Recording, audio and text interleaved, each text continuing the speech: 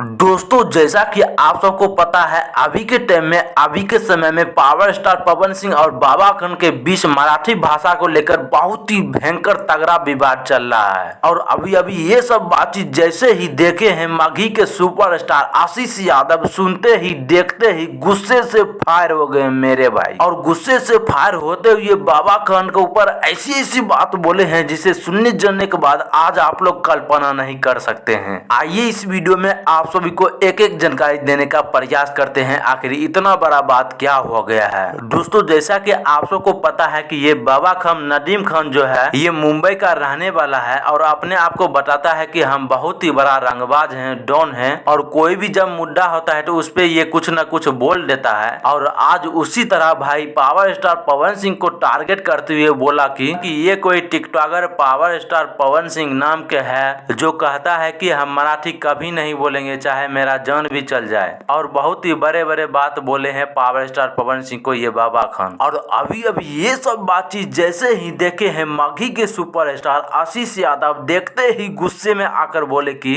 ए मुल्ला, होश में रहो नहीं तो बेहोश कर देंगे महाराष्ट्र में आकर।